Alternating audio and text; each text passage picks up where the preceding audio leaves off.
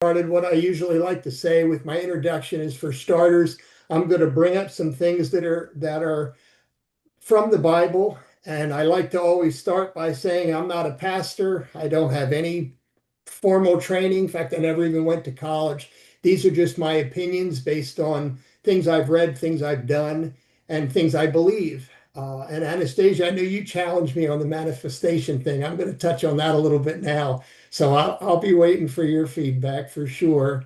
And Ari, I guess you and I have been involved with some things through Tony Robbins. I know in the past that's where we originally met, and I know you do a lot of this stuff. So I'm on the hot plate now because you'll know if I do something wrong. So we'll just go ahead and get started with this.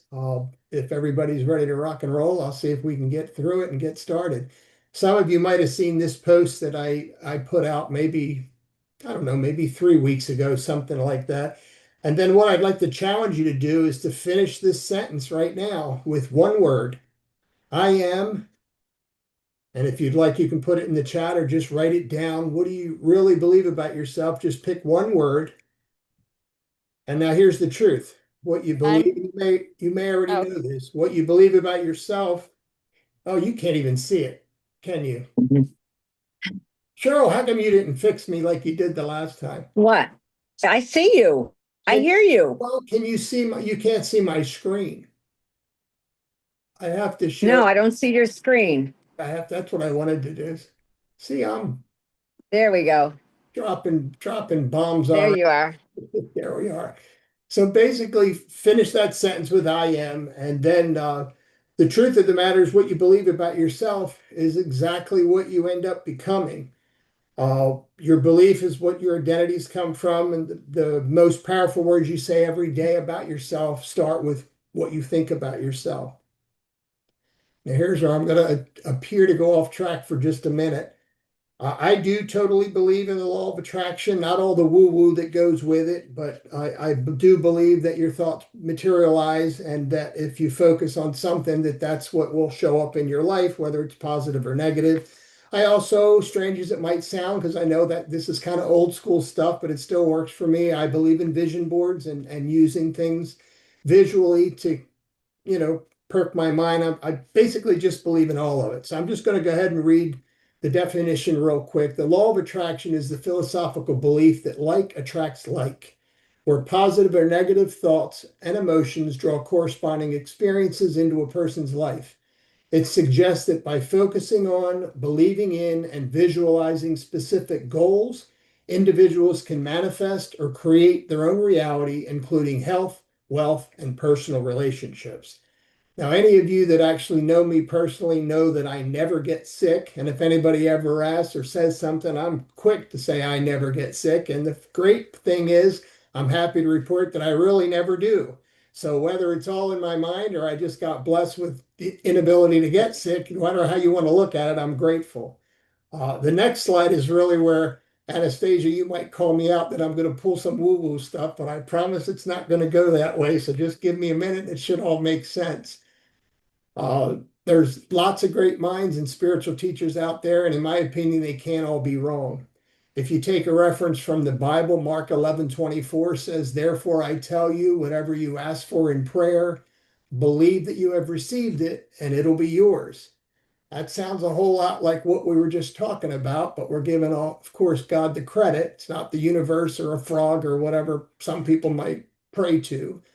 But Buddha said all that we are is a result of what we have thought. A man is but the product of his thoughts. What he thinks, he becomes. And of course, that's also a she, and that was Gandhi. Winston Churchill said the empires of the future are the empires of the mind. And then, of course, we've all heard of Ralph Waldo Emerson. We become what we think about all day long. Now, if you think about all those very intelligent people, and of course, the reference from the Bible, they all kind of, in one way or another, have the same message. Um, so moving past that, I seem to have gotten away with that, but these are things I believe. Positive examples. Here is something I've also posted several times just to randomly throw it up there if you want to just glance at that real quick, and then we'll go ahead and get into it. Hopefully, you guys all pick positive stuff for your one word. Let's just All one right. more. Everything in your life follows a pattern. Your thoughts shape your identity drives your actions, and your actions create your results. Coming full circle, your results, of course, reinforce your thoughts. So if you believe I am disciplined, you're going to act disciplined. But if you believe I'm stuck, you're sure as It's gonna be stuck. going to be stuck. I'm not saying anything you haven't heard before. Your subconscious mind follows your instructions, good or bad. They can't tell the difference. All right. So I jumped ahead of myself here for a minute. Here's the shift. Oh, there it is. Here's the shift. You don't act your way into an identity, you believe yourself into it. And that kind of follows up what we just talked about as far as that problem. We're adding all the other disciplines together. Now let's go back to the one word you chose earlier. Is it a word that helps you or is it limiting you? And I'm not putting anybody on the spot. Whenever I ask a question, basically I'm just asking it to you individually to answer for yourself, unless of course you want to participate. Most people walk around with identities like they don't know one way or another where it even came from. A lot of times these are identities, and I talked about this last time, that we grew up hearing from people that, loved us or did their best to love us. A lot of times we got negative input and it's just, the way it was. They did the best they can, I like to believe. And sometimes some of us hold on to those negative thoughts about ourselves, and that holds us back for years. Now, what I'd like to say, pulling no punches, is I'm sorry if you went through anything like that. I have too. We all have, I'm sure. But the reality is now nobody's coming to save us. We're responsible as adults for our own thoughts and for basically whatever we need to do.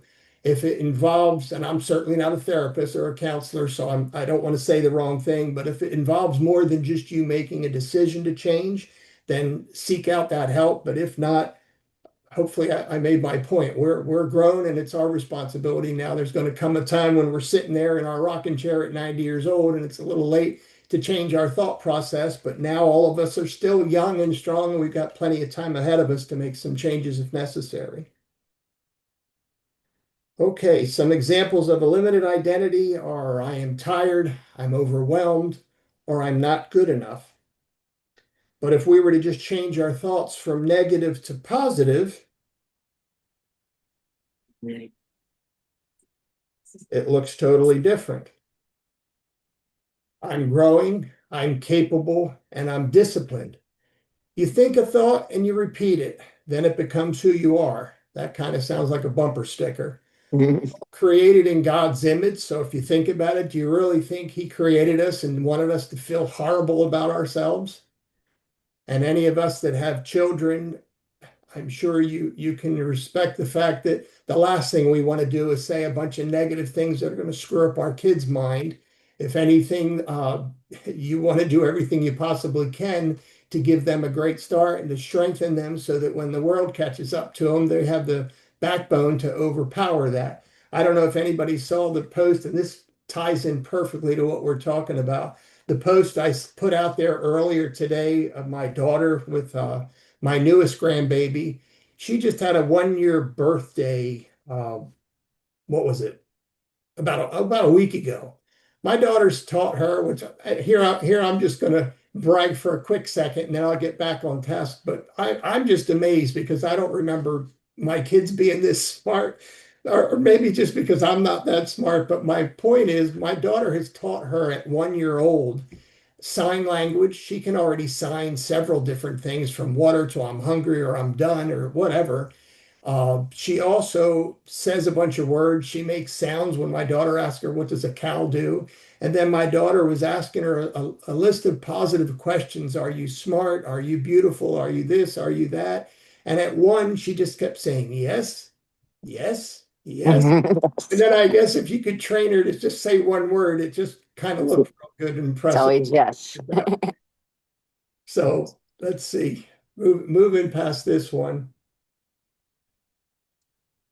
All righty. So I'll read this real quick. Most people don't have a motivation problem, they have an identity problem. And that's what we've been talking about to this point. We underestimate ourselves not for a lack of ability, but because we're simply mislabeling ourselves. If you're doing that consciously or subconsciously, you just need to replace those negative thoughts with positives. And as simple as it sounds, I do totally believe that's the beginning of the formula. You just change your thought process and what you say to yourself. Oh my God, there's Eric sneaking in on us. Oh, he should be here in this. There he is. Eric, I'm sorry. I just saw you, buddy. Hey, no problem, Chuck. How you doing? I'm doing great. I hope you weren't sitting there too long. I told them I'm still figuring out this Zoom thing, and sometimes I don't pay attention. I forgot to share my screen. And Cheryl, it's your job to correct me like you did last time, but she snoozed this time, thinking I'd catch on. But I'm glad you could join us, Eric. You didn't miss too much. But That's no problem. there we go. Moving past this one. Obviously, are your thoughts aligned with who you were created to be? If you believe you were created with a purpose, then your identity should certainly reflect that. And then back to what I said a minute ago, would God describe you as stuck or growing? And of course, I mean currently. One way or the other, your direction can change instantly once you decide to believe something different.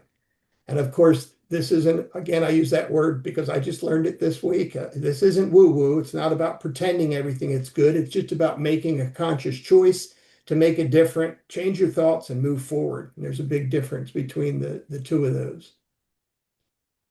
All right. You can't live a God-sized life with a small self-image. Have you ever heard the phrase, you'll never outperform the way you see yourself? Or you'll never make more money than your beliefs about money? I don't know if I said that one correctly, but there's a bunch of those. It basically just tells us that whatever our limited thoughts might be, we're going to confirm it by just thinking about it. Okay, I want you to write this one down, of course, in your notes, or if you're real good at mental, but just go ahead and write it down. I am becoming a person who. Now ask yourself, what action would that person take now? And equally important to that question is, what is the one action you're going to commit to taking in the next 24 hours? Write it down. Your life doesn't change with information. It's changed with a new identity, which requires action, like we talked about a few minutes ago. I certainly hope nobody leaves here just inspired. I'm hoping that I might say one thing that'll get you to commit to something different. As you've probably heard a lot of gurus out there, and the one that I think of initially, because I just finished reading his book, is Andy Elliott, but you've got to kill the old you completely in order to fully transform or recreate a new you. And of course, that's the one we're all building daily. We're trying to make small steps in a positive direction to live a little bit better than we did the day before. Let me leave you with this, and I'll just go ahead and read the slide. The most powerful words you speak every day to yourself are like we talked about in the beginning, I am. And you put that word there behind it where you want it to be. So make sure that's followed with positive words that build you, that don't limit you. And then I'd like to give you a challenge. If you could decide it today, who are you going to be? If you have a new word that might be different than the one you picked when we first started, whatever the first one that came to your mind, go ahead and put that in the chat if you want to, or write it down next to your old word, or be proud of yourself if you still have the same positive word. I have a few action steps. Cheryl, I told you we weren't going to use the forms, but this is an exercise I did with another coach recently, and it really brought a lot out of me. If you want to take a screenshot out of that one, or if you're just real good at writing notes down or memorizing things, if you want to make a list of 100 things you want to accomplish or do, similar to like a bucket list, I would say go ahead and really dig into it. I know I struggled to find 100 things. Not that I've done that many things, but I think just because I put myself on the spot and couldn't truly think of 100 new things that I wanted to do. There's just a handful of things. So maybe I need to be less boring and stop just work, gym, repeat, and get into some new things. But if you just force yourself to come up with 100, you will eventually put them down. Then go ahead and list 20 things that you love to do, whether it's swimming, going to the gym, reading, Eric, I know in your case it's writing and coaching and a bunch of other fun things that are also on my list. But even something like, eating chocolate ice cream on a Thursday, if that's your cheat day, anything you want to do, just write down those things and then describe in detail what your perfect life looks like. Cheryl, I don't know if you have this form because I know I talk about that in other sessions. No. Okay, if you think of it, I'll send it to you. I have a form that'll help you plan out your perfect future you. Any of you that saw the muscle guy, the cartoon muscle guy that I put on Facebook, I don't know, last week, I was playing around with AI and I wanted to look like a bodybuilder. And when it sent back the picture with my head on it, I thought, yep, that's the future me. I'll take that. It'd be real easy if we could just push a couple buttons and push it through AI, but it doesn't work that way. We got to work for it. Mhm. So after you complete these 3 exercises, go ahead and highlight the top 10 on your bucket list and then schedule one of them now. Whatever it is, and don't pick the chocolate ice cream one if you have that. That's too easy. But pick something you really want to do that you've just been putting off and just schedule it. Then pick the top 3 things that you love to do, and then again, do at least one of them this week. It might even be pickleball. I'll admit, I think that's supposed to be an old person sport because I mostly see old people doing it. But I tell you what, I've tried it and I actually like it, and I'm not willing yet to admit that I'm an old dude. So I'm just going to say it's a fun sport and it keeps you active. And then if after you do one of them, schedule the other 2. This is something I show each time, and I know Cheryl, you've seen it a few times, but I'll quickly go over this again. And Eric, this might look familiar to you because I kind of stole some of this outline from James and I gave him credit for it the first couple times I've used it. But our company is obviously Faith to Freedom. If you look at the bar all the way at the bottom, that is my ultimate goal, which is fairly generic. But if you just look at how simple that is, it really is that easy for me. I want to be able to do whatever I want, whenever I want, with whoever I want. And in order to do that, I've got to have time as well as financial freedom.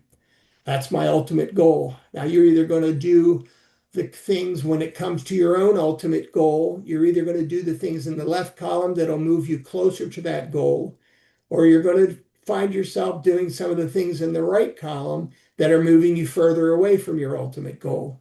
And if you not so much memorize, but just get a good understanding of what's in both columns, then as you're going through life and you're in the middle of something during your day, if you find yourself doing one or the other, you can either smile and know that you're doing all the right things, or you can check yourself and then get back on course. Does that make sense? Mhm. And then, of course, my contact information. Actually, I think all of us that are on this call right now have my cell phone number also. But you can always, if you want that form that I was talking about, that's really a fun exercise to plan out your life. It even takes it a step further where you put in what it's going to cost you to live that life. I took off the screen. So that's a really good one. Go ahead and send me an email and I'll send it to you. Cheryl, I know we chatted earlier and you gave us a great testimony the last time we were together about some things going on in your world. And I asked you if anything new was happening, and you told me about that lady that you just saw off in a distance and then just were brave enough to just get up and go approach her. I wonder. Yeah, well, I was at Taco Tiki. It's a tiki bar. The band was playing Real Deal. She's the wife of one of the band members. She takes pictures of the bands and stuff. And I've seen her before. I've said hello to her. But this time I noticed with her a knee brace on her knee, and she's making the faces when she got up and down off the chair. So I went up to her too. And I said, "Are you okay?" She says, "My knee is killing me." And normally I wouldn't say anything about my products, that I have, but I always carry my relief oil in my purse because I use it on my neck and I use it on my back. It's all natural oils. The main oil is eucalyptus oil, but it has lemon oil. It's got black pepper oil. It's all oils. And I put it on my neck and it takes pain away. Anyways, I went over to her and I said, "Take your knee brace off." And she had shorts on. So I rubbed her knee on the front and the back of her knee for her. She put her knee brace back on, and 15 minutes later, she says, "What's in there?" I said, "It's all natural." She says, "My knee doesn't hurt anymore." And she was able to get up without making the faces. She ended up ordering it a week later after I sent her the video and stuff about our product. She ended up ordering it. Yeah, I I know. have another friend that had neuropathy in his feet, and I rubbed it on his feet, and in 15 minutes his neuropathy is, and he ordered the oil and the cream, and he says it's working better than the prescription drug that he had Well, I for know. his neuropathy. I know based on some of the stuff you said before, you come out of your shell when you made your own decision to make a change, and now you're running Huh? around just rubbing people with oil. You better be careful. You're going to get yourself in trouble. Well, I wouldn't never, you had told us to get out of your comfort zone.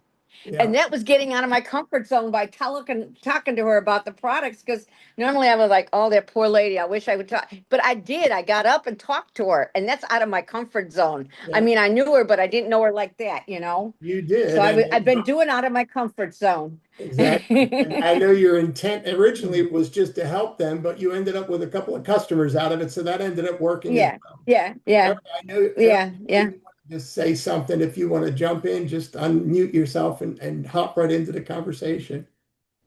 Yeah, thank you, Cheryl. That was so okay. So I'm struggling with like back pain and it's a little bit chronic because I was in an accident 8 years ago. I thought it's gonna go away, but it's not going away, okay?